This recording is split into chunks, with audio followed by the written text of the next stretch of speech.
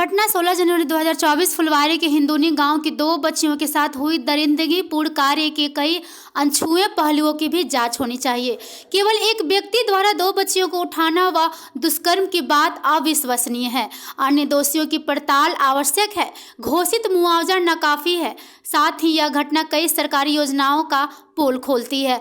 आदि बातों को आज जनशक्ति भवन में प्रेस वार्ता के दौरान भाकपा तथा दलित अधिकार आंदोलन की संयुक्त उच्च स्तरीय जांच दल ने पीड़ित परिवार व ग्रामीणों से मिल और घटना की गंभीरता मूल्यांकन की बात कही। जांच दल पिछले 8 जनवरी को हिंदूनी गांव की घटना को केवल एक व्यक्ति द्वारा अंजाम देने की पुलिस के शोध पर सवाल उठाया और कहा कि एक व्यक्ति 8-9 साल की बच्चियों को कैसे उठाएगा और दुष्कर्म करेगा। इस पर गंभीर जांच होनी चाहिए। इस सवाल पर परिवार और ग्रामीणों में भी पुलिस रिपोर्ट पर असंतुष्टि है। जो हम आपको और बताना चाहते हैं, एक तो यह कि उज्ज्वला योजना की बहुत बात होती है कि वो भाई उज्ज्वला योजना हर जगह पोस्टर वो लगा हुआ है वो प्रधानमंत्री का, तो बहुत साफ बात है कि उज्ज्वला योजना के तहत गैस चूल्हा मिला उस परिवार को, लेकिन वो पैसे नहीं थे कि गैस भरवा सके, तो गोईठा से खाना बनता था और गोईठा लाने के लिए बच्चियां गई थी, दोनों घर की बच्चियां।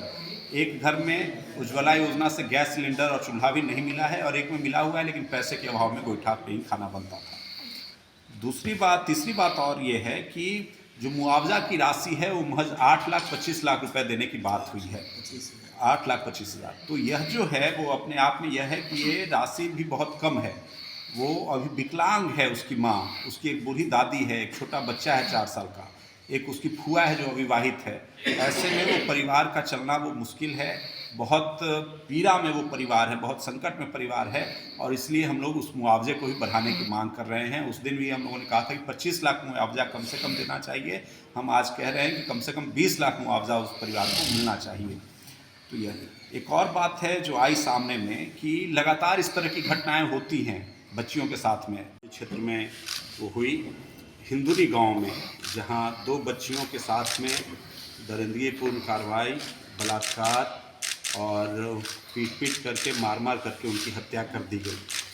तो पिछले दिनों हम सब लोगों ने, विभिन्न संगठन के लोगों ने उन ग्रामीणों का नेतृत्व किया। गांव से लेकर के थाने तक का घेराव हुआ। लगभग 6 से 7 घंटे तक थाना को लोग घेरे रखे। पूरा फुलवारी और पटना शहर अस्त व्यस्त हो गया। तब एसएसपी पहुंचते हैं और वो आंदोलनकारियों से वार्ता करते हैं कि 48 घंटे का हमें समय दीजिए, 48 घंटे में हम दोषियों को शिनाख्त करेंगे और ज़रूर सज़ा मिलेगी उन्हें। तो हम लोग उसी ये में थे कि दोषी पकड़े जाएंगे और उन्हें सज़ा दी जाएगी।